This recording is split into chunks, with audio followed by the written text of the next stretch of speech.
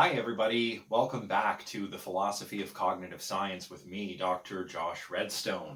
Today, we're starting a really interesting chapter, and that is chapter 9 from Clarke's book Mindware, of course, and that is entitled Extended Minds, ? So, today, we're going to be introducing ourselves to the extended mind hypothesis. And I'm not going to do any recap today, because, well, we've spent quite a bit of time talking about dynamics and embodiment, new robotics, and cognitive technology. So we should be pretty up to speed. We should be pretty well equipped, given that we've spent a lot of time talking about this, kind of going over a lot of the same key themes.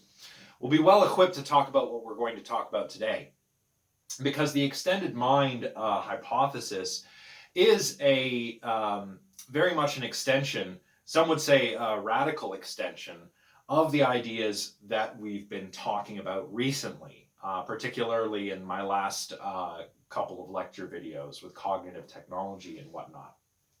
So not much recap today, except essential ideas that I will remind you of as I proceed if I deem it necessary. So, the extended mind hypothesis, what is it? It is a radical extension of some of the ideas we've discussed recently, but what exactly is the extended mind hypothesis? Well, the extended mind hypothesis has a number of different advocates, including Andy Clarke here. Andy Clarke and David Chalmers actually published a very influential paper in 1998 detailing the extended mind hypothesis. Clarke has discussed it elsewhere on his own. Other thinkers like Menery have discussed it. Basically, what they all argue is that mental states, even, quote unquote, mundane mental states like belief, can be realized by structures and processes that lie outside of the head, that is, outside of the brain. And of course, we started this class by looking at the brain as a kind of meat machine, a meat machine that is the locus of cognition. Now we encounter the extended mind hypothesis, which says, well, cognition might not just go on in the brain or in the head. It might be kind of smeared across the bounds of the brain, the body, and the world. So this claim that the extended mind hypothesis makes, that some mental states can be realized by structures and processes outside of the brain, is a more radical assertion than the kind of thing we saw last time when we talked about cognitive technology. In the previous two lectures, when we talked about cognitive technology, we talked about it in terms of a kind of cognitive scaffolding, right? Cognitive technology, or wideware as Clarke calls it, is a kind of external scaffolding for cognition. We offload certain things into the environment. The environment supports certain operations that simplify cognition. But the radical extended mind hypothesis goes further than that, right? The extended mind hypothesis portrays the mind, or cognition, as something that extends out beyond the bounds of the skull, right? Beyond the brain, if you like. So mind machinery, on this view, is not limited to what is in the head. It includes the wideware sort of stuff that we talked about last time, but it goes a step further and argues that these couplings, rather than being mere couplings or scaffolding that supports the cognitive process, these external structures and processes are actually part of the cognitive process. They count as part of your cognition.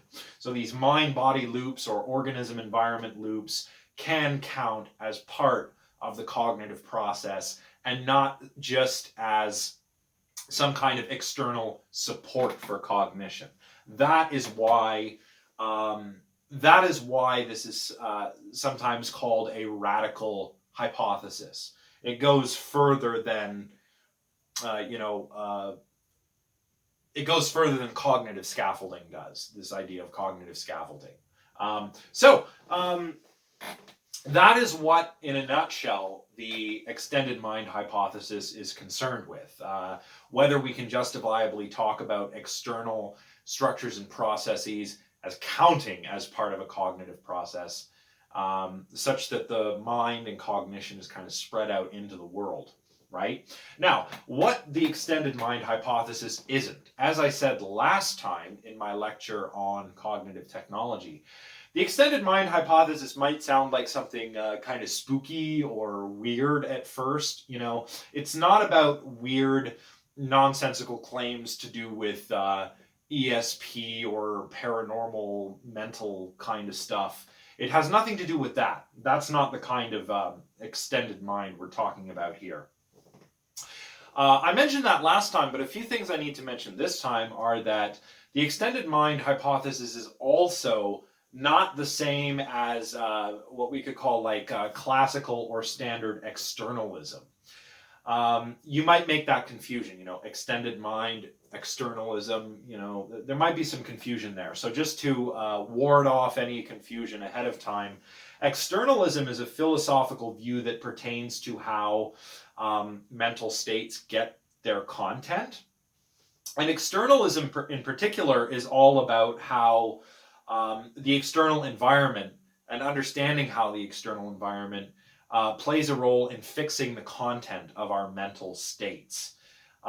So we need to distinguish the extended mind hypothesis from, you know, classic externalism in the philosophy of mind. And if you've taken a philosophy of mind class, you're probably familiar with a little bit of the internalism versus externalism debate. But we're not going to talk about that today.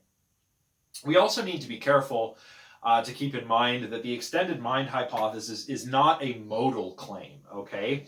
So modal claims, claims to do with modality, are claims about what is possible, right? So if you're familiar with, like, for example, the work of Hilary Putnam or Saul Kripke, you'll know about modality, you'll know about possible worlds and twin Earth and all of that. And this has a little bit to do with externalism, as you can read in one of the boxes in this chapter. This modality stuff and this externalism stuff is kind of bound together in the history of philosophy, especially when it comes to analytic philosophy, the philosophy of language in that tradition. But again, we're not getting into that. All I want to really make sure I get across here is that the extended mind is not about like possible alien forms of life with very different minds than we have. It's not about possible futuristic cybernetic enhancements we might give ourselves, right? It's not about what might exist out there in the universe, or whether if we could put chips in our head and have cybernetic arms or something, whether that would you know, be extended or not. It's not about that, okay? What it is about is whether parts of cognition, or whether cognition, I should say, might include more than our neural resources, right? Whether it might, whether we could justifiably count other things, tools, environmental structures, external processes as part of the cognitive process. So the mind is extended in a very literal way on this hypothesis, because external processes and tools count as something that's part of mentation or cognition. So very interesting stuff. We can clarify this a little bit perhaps if we follow Clarke's lead just before we get into the claims of Clarke's and Chalmers' 1998 publication. We can try and clarify this by distinguishing between contents and vehicles. So the contents of cognition and the vehicles of cognition. So again, if you've taken a philosophy of mind course before, you've probably heard a little bit about intentionality. Intentionality, according to Franz Brentano, in fact, this is called Brentano's thesis. intentionality is the mark of the mental. What does that mean? Well, intentionality, mental states are intentional. They have intentionality. What that means is that they have content. They are about things, right? If you have a belief or a desire, or even if we're just talking a conscious experience of perceiving something, like this lamp, your mental state is about something. It has this aboutness to it. That's intentionality. And that aboutness is, to do with the fact that your mental states have content. They have content. The content is what your mental state is about. Okay? And I mentioned Brentano's thesis and the mark of the mental here because in the second part of this lecture, we're going to talk a little bit about the mark of the cognitive, which is kind of related to this a little bit. Mental states have contents. They are about things, right? And having a contentful mental state is probably, Clark argues, a property of the whole active system of cognition here. So, when it comes to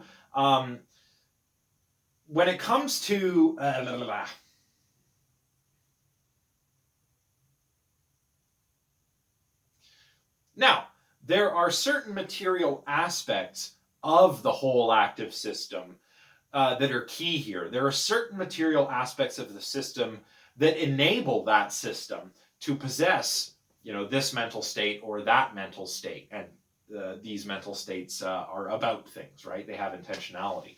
So these material aspects of the system are the vehicles of the content.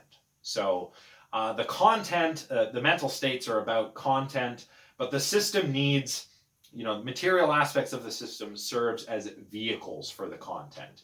And what the extended mind hypothesis is really all about, according to the Clark, is extended vehicles. That is, vehicles of content that might not just be found in the brain. So we're not just talking about cortical organization or neural firing patterns. We're not just talking about intraneural resources. Even if you want to go more abstract, we're not just talking about some kind of formal language like a language of thought. No, we're not just talking about that. When we're talking about an extended vehicle, we're talking about vehicles that might be extended across the brain, the body, and the environment.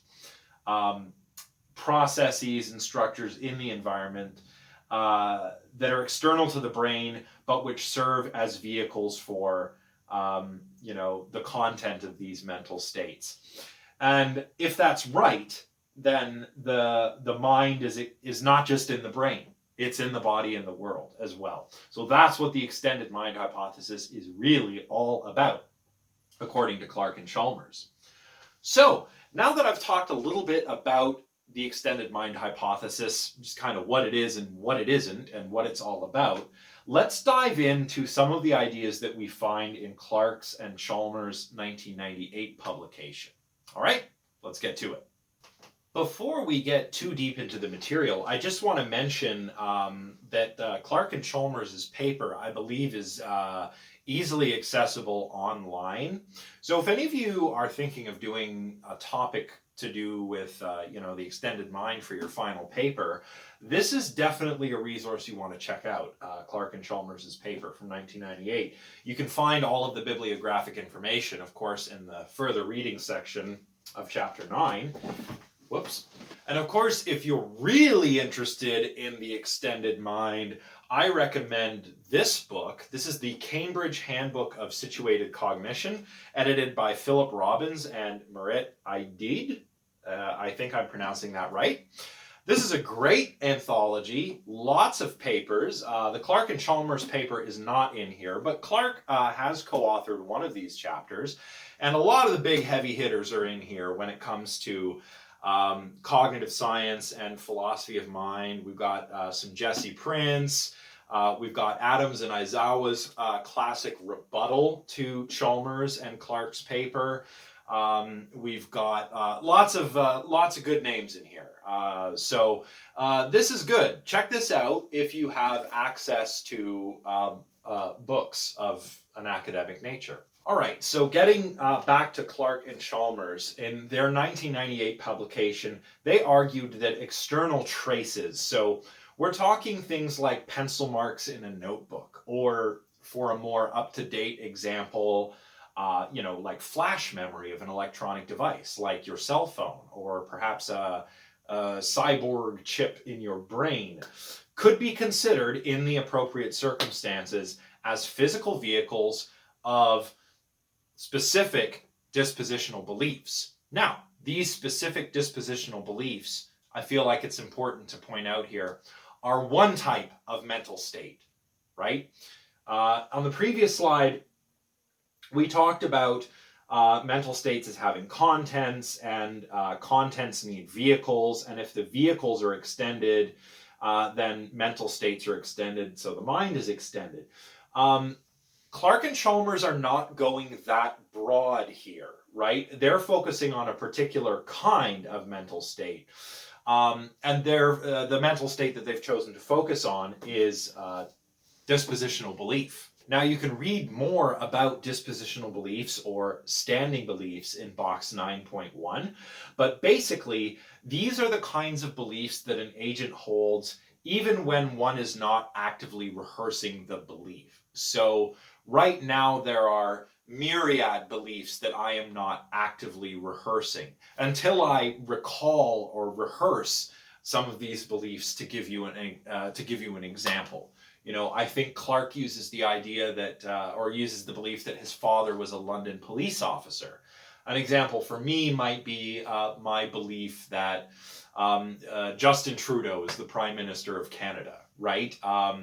I know that, but I'm not actively rehearsing it all the time, right? So that's a standing belief, or a dispositional belief. And you can read more about this in box 9.1. Again, so certain dispositional beliefs, like the kinds I just described, certain traces, may count as physical vehicles. Certain extended physical traces may count as vehicles of certain dispositional beliefs.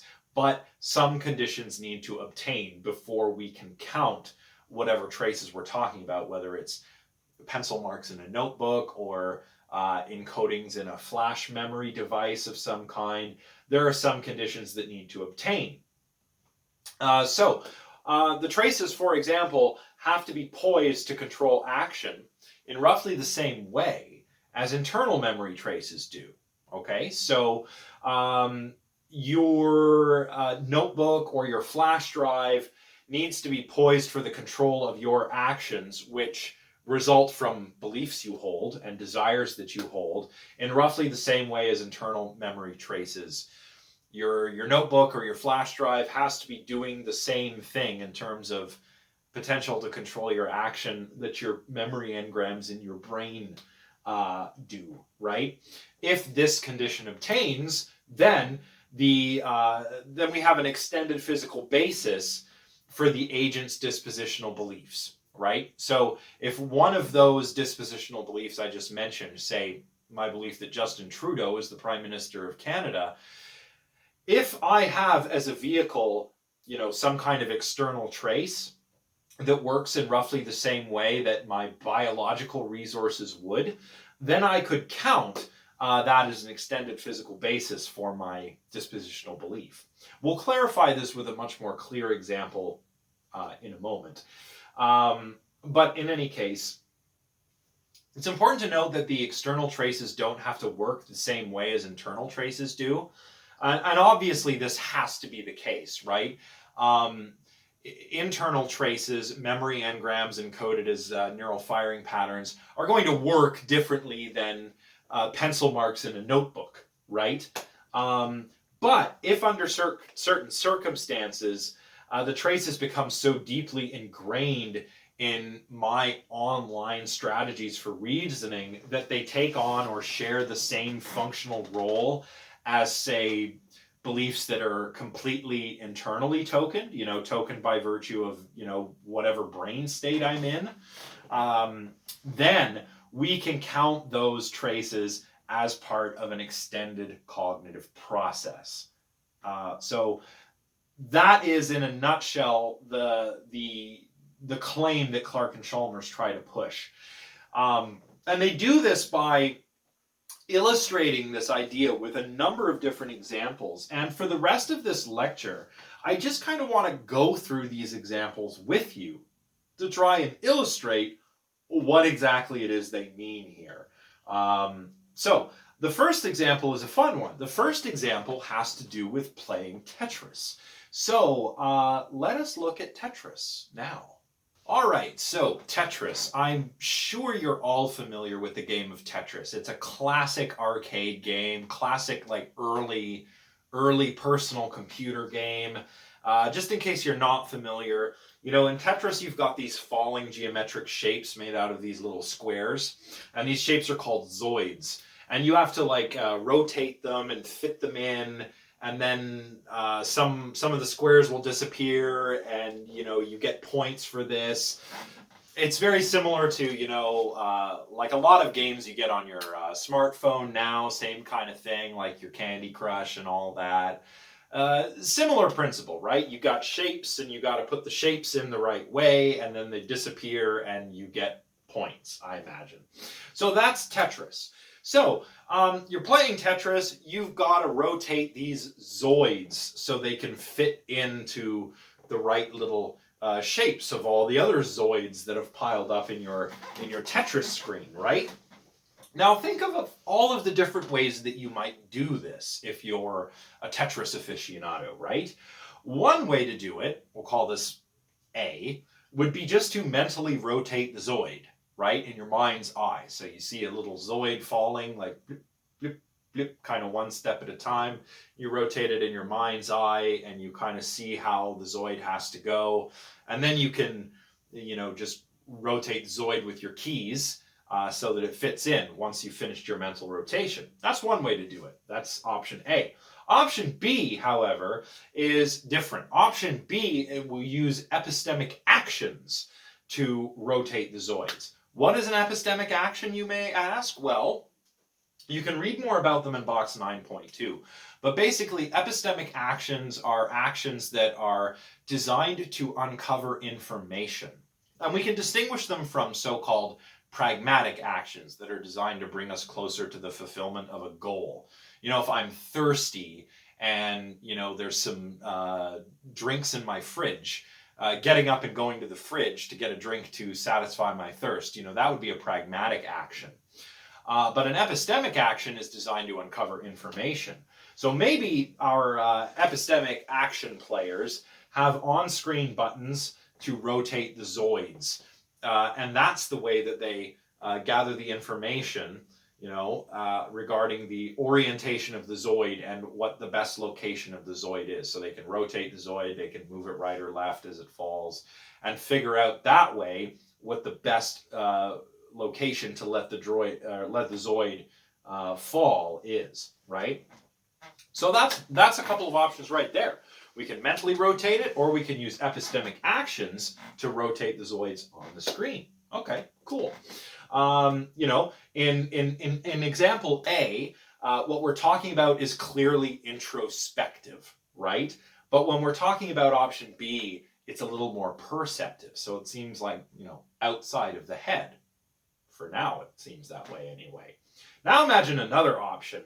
We've got option C, where we have a cyborg who has some kind of implant that allows her to mentally rotate the zoids, like in option A, but she's also got you know, this retinal display hooked up to her brain that fast rotates the zoids on demand, as if she can make the key presses in her mind and just kind of rotate the zoids on her little display, like the players do in option B, where they use epistemic actions. How do things look when we compare all of these options with one another? Option A looks like simple mental rotation. You know, this is like classic, you know, Shepard and Metzler, the mental imagery debate back in the day. If you know anything about the history of cognitive science, it's that kind of thing. The kind of thing that psychologists were really keen on studying in the 70s. when it came to how visual information is represented, how imaginary information is represented. A looks like that, just simple rotating in the imagination. B looks like external non-mental rotation, right? Because in B, we're not using internal mental imagery, we're using epistemic action, and we're using it on stuff that we perceive out there, not stuff that we introspect upon, like in option A. But C seems a little bit hard to classify. The operations are exactly the same as in B, right? But instead of doing it externally, it's done internally. So why should C seem more or less mental, or more or less extended or not extended than B? I don't know. Actually, this is where it would be really cool to hear some of your intuitions about this, because I imagine people's intuitions about these various scenarios, well, vary. That's the point of doing thought experiments like this, is to test our intuitions, get our intuitions pumping, as Daniel Dennett says. So, why does C seem more or less mental, if it does seem more or less mental to you, if the operations are the same as in B, except that they're just, the external stuff has been internalized? What about a different scenario, D, where we have a Martian who has naturally evolved abilities that are just like the cyborg in example C? So our Martian has some kind of retinal display that's just natural, and our Martian can, mentally rotate Zoids, on a retinal display that she's evolved somehow. We would say that's certainly mental. But if that's mental, why shouldn't C be mental just because it involves some kind of artifice, right? I don't know. What are your intuitions about this? Let me know in the comments or via email. In any case, we're not going to get any clear answers yet on any of this. That's not what we're trying to do with this. We're not trying to get clear answers. What we're trying to do is get rid of our bio-chauvinistic prejudice, right? So after having the reader consider these examples in this little thought experiment, what seems mental and what doesn't, and why? And why do these two cases, say for example, C and D, why does one initially seem perhaps more or less mental, and the other seems perhaps more mental? C seems less mental, where D seems more mental, but they're effectively, the same thing is happening in each example, right? We got to get your intuitions pumping here. Anyway, following all of this intuition pumping, Clark and Chalmers introduce the parity principle. The parity principle goes like this, and I'm quoting from page 195 of our textbook. If, as we confront some task, a part of the world functions as a process which, were it to go on in the head, we would have no hesitation in accepting as part of the cognitive process, then that part of the world is, for that time, part of the cognitive process. And again, this works like a kind of, like a Rawlsian veil of ignorance, except instead of ethics, it's applied against our quote-unquote bio-chauvinistic prejudice. Perhaps, in the previous example, you thought the cyborg example, who had some kind of implant such that she could perform this epistemic action, directly on a retinal display, that didn't seem very mental because it involves some kind of technology. But the Martian can do the exact same thing, except that her abilities are naturally evolved. But functionally, the exact same thing is happening in B and in C. It's just our bio-chauvinistic prejudice favoring the natural thing as being the mental thing, and the thing that includes artifice as not being mental. Again, perhaps that's not what your intuitions were. Perhaps you did think C justifiably counts as mental. But if you didn't, apply the parity principle and see what happens to your intuitions. So try doing this on your own, and if you feel like it, let me know in the comments section, or better yet, write a critical response about this. We have one more critical response to go, and this little thought experiment and the results of the thought experiment, it strikes me, would make a very interesting critical response. So consider that. Consider going through cases 1 to 4, applying this parity principle, this veil of ignorance like test, to kind of vanquish this bio-chauvinism that you might have. Try applying it and see if your intuitions have changed about any of these, examples 1 through 4, or I should say A through B.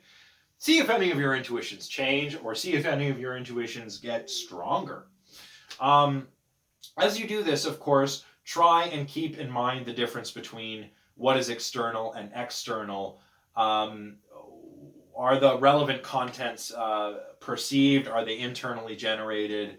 And does that seem to matter, whether something counts as cognitive or not? So I encourage you all to do that. Go through examples A through B in the Tetris scenario. Think about it. Apply the parity principle. Get your intuitions pumping and see if your intuitions change with regard to, what counts as part of the cognitive process and what doesn't. All right, so that's it for the Tetris example. Now we're going to move on to a very famous example from the same paper. This is the example of Otto and Inga. All right, so now we're going to talk about the example of Otto and Inga, and you can find this on pages 195 and 196 of Mindware. I'm going to read it to you, starting on the beginning of the very last paragraph on page 195. Taking the argument one step further, Clark and Chalmers then considered a second example, one designed to address the portability issue and to extend the treatment to the more central case of an agent's beliefs about the world. Just to pause here, remember, we're talking about particular mental states here, which are dispositional beliefs. To continue, this was the case of Otto and Inga. Inga hears of an intriguing exhibition at MoMA, that is the Museum of Modern Art in New York. She thinks, recalls it's on 53rd Street, and sets off. Otto suffers from a mild form of Alzheimer's, and as a result, he always carries a thick notebook. When Otto learns useful new information, he always writes it in the notebook. He hears of the exhibition at MoMA, retrieves the address from his trusty notebook, and sets off. Just like Inga, we claimed, Clark and Chalmers claimed, Otto walked to 53rd Street because he wanted to go to the museum and believed, even before consulting his notebook, that it was on 53rd Street. The coarse functional poise of the stored information was, in each case, sufficiently similar, or so it was argued, to warrant similarity of treatment. Otto's long-term beliefs, Clark and Chalmers concluded, weren't just all in his head. So, just to kind of recap things in my own words, Otto and Inga both want to attend the exhibit at MoMA. Inga can just think about it, recall that MoMA is on 53rd Street, and set off because she believes that's where the museum is and she desires to go to the museum, so on and so forth. Otto, who has this mild form of autism, has written all of this information, all of these external traces into a notebook. And he uses his notebook reliably and in the same way that Inga uses her internal neural resources. So, Clark and Chalmers here are basically arguing that the coarse functional poise, functionally speaking, what Inga's beliefs, which are internally encoded, and what Otto's beliefs, which are externally encoded in his notebook, are functionally the same in each case. And this means, because they're sufficiently similar, we can treat them as the same, these internal resources and these external traces. We can treat them both as part of a cognitive system when it comes to Otto. So, Otto's long-term beliefs, beliefs about where the museum is located, because he's written it in his notebook and he reliably and regularly consults the notebook, are not just in his head. So Clark and Chalmers argued. They are spread out from his head into the notebook, into the world. And this is not just offloading. This is not just coupling. This is, they are arguing, constitutive of Otto's cognition. The notebook is an extended vehicle for the content of his beliefs, his dispositional beliefs, his standing beliefs about where the museum is, and so on and so forth. So, we've got an extended vehicle, therefore we've got extended cognition, basically is how the argument goes. And that's what this example is trying to illustrate. Now, Clark and Chalmers want to make this case as secure as they can. So they actually go on to offer a number of criteria that candidates like Otto's notebook must include, candidates for inclusion in an agent's dispositional belief supporting system must meet. So these criteria are criteria that things like Otto's notebook needs to meet if we are to justifiably include Otto's notebook and its contents in his dispositional belief supporting system, in his extended mind, if you like. So what are these 4 conditions? Well, I've kind of been gesturing at some of them throughout the lecture, really.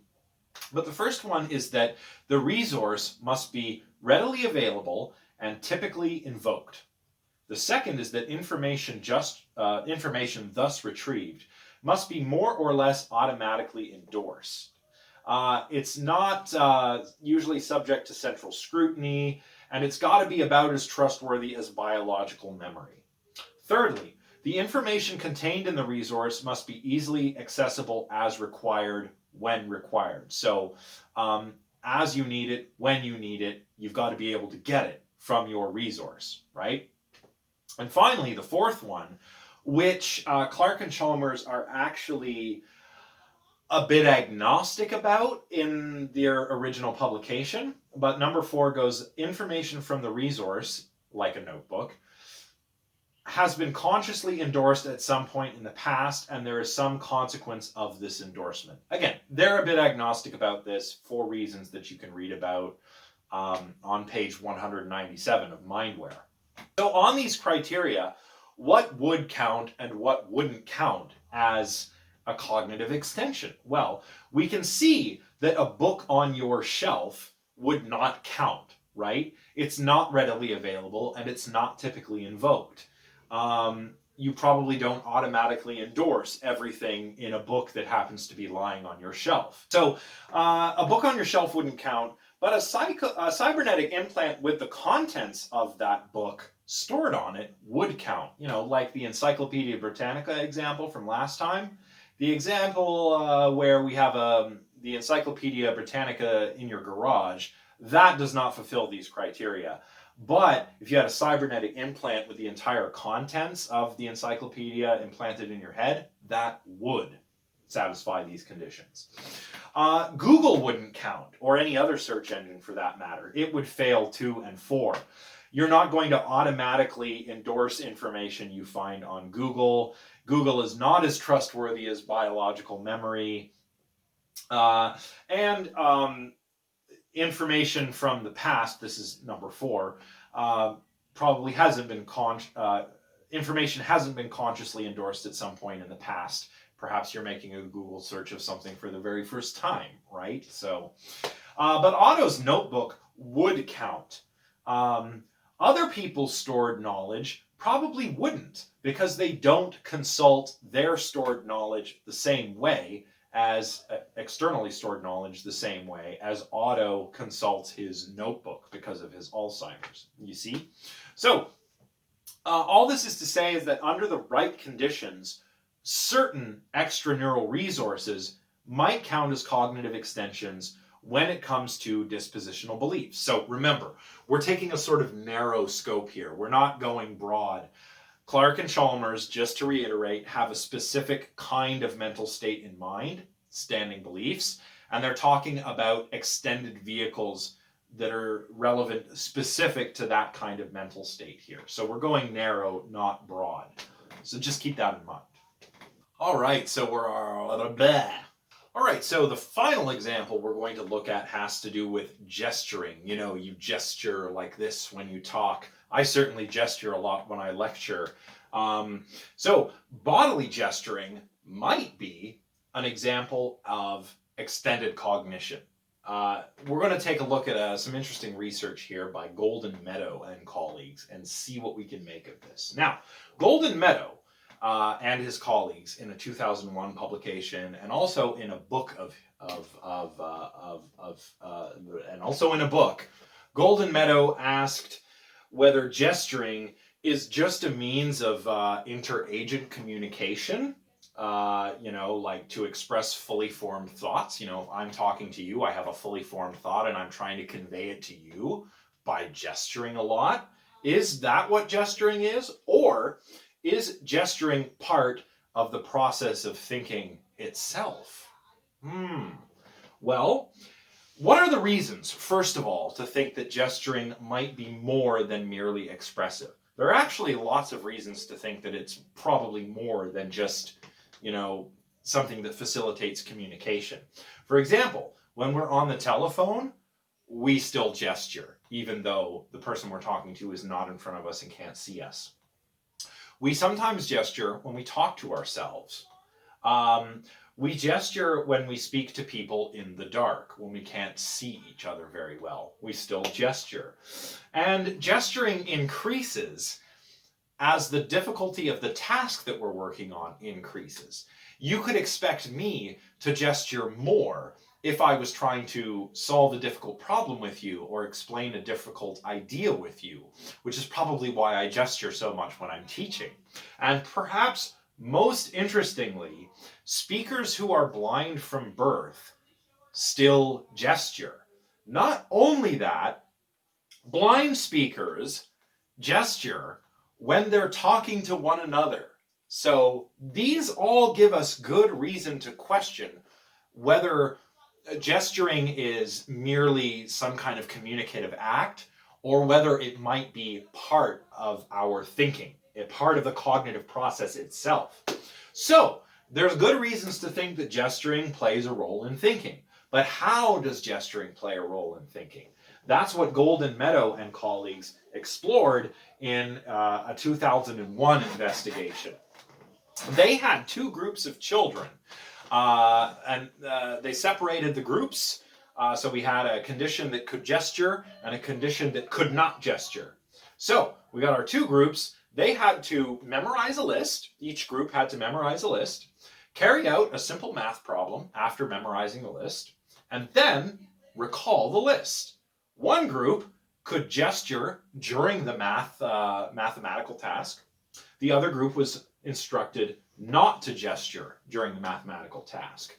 Now, the interesting thing here is that the group that had its gestures restricted by, just being asked not to gesture, they showed some interesting detrimental effects when it came to the recollection task. So just to be clear, the non-gesturing group memorized the list.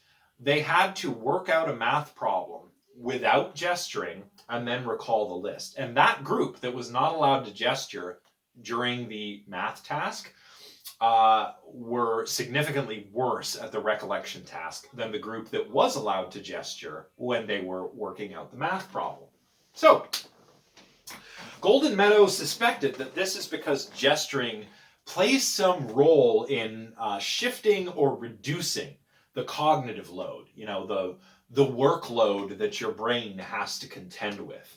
And this freed up resources for the recollection task. So the gesturing group that was allowed to gesture during the solving of the mathematical problem had more cognitive resources because their cognitive load was lower when it came to the recollection task. But we need to rule something out first. We need to make sure that that gesturing, or remembering not to gesture, I should say, didn't actually increase that.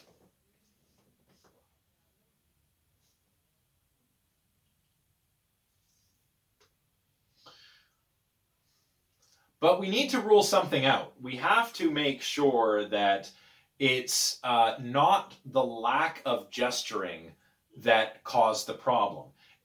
Perhaps being asked and having to remember not to gesture increases the cognitive load, because you have to remember and consciously, make sure that you don't gesture, which is something, naturally we gesture. So in remembering not to gesture, that might be increasing the cognitive load. So it might not be that gesturing reduces the cognitive load.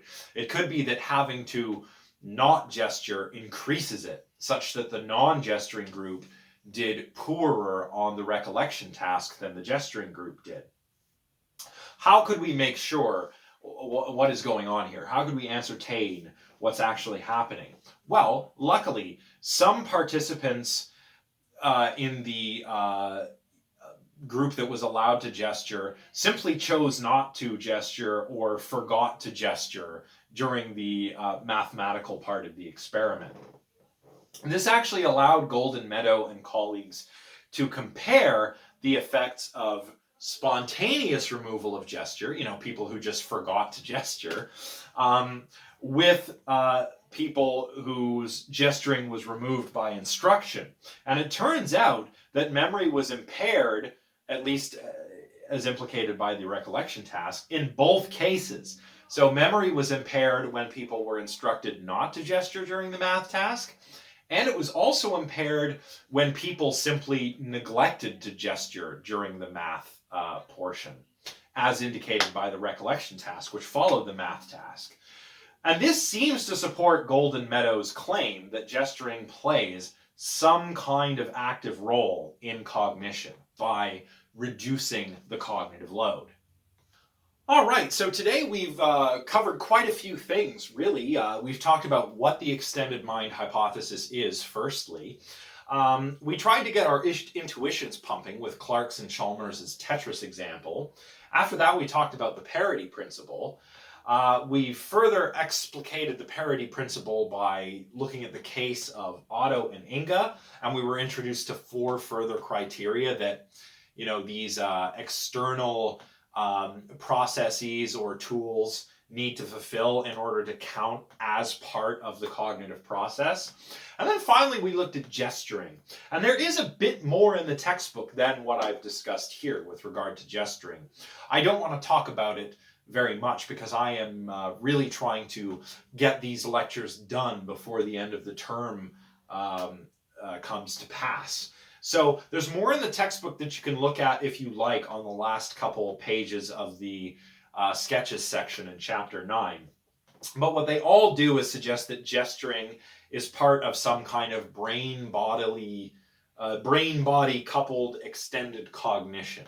And Clark even speculates toward the end of this section that the same could be true of other kinds of couplings, like when you write a philosophy paper or work out a math problem using wideware or cognitive technology. There are probably cases where this wideware would not just count as cognitive scaffolding, but as part of cognition itself, if it satisfies the 4 conditions we looked at in this chapter. So that is what I will leave you with for today. Now, next time, we will take up the points of discussion in chapter 9. And there's a little kind of appendix section that I may or may not cover at the end following the following the points of discussion in chapter 9. I'll see how I feel. We'll see what time allows for. But this is what I will leave you with today. So, go through things in preparation for tackling the points of discussion. And again, I think, talking about some of the thought experiments that we've covered here might serve as a good topic for your final critical response. Or if you choose to do the bonus critical response to make up for a missed assignment or a poor grade on a different critical response, think about doing a thought experiment type of thing. They're fun. They're one of the best ways to learn and really sink your teeth into the material that we're learning here. So that is it for today. Once again, I hope you're all doing well, taking care of yourselves, studying hard, working on your essays. By the way, if you have any questions about your essays or your upcoming critical responses or any of the material from lectures, please do let me know, and I will get back to you as soon as I can with answers and information. Otherwise, that is all. I hope you all stay healthy and safe out there, and I will see you next time for part 2 of our lecture on the extended mind. Take care, everybody.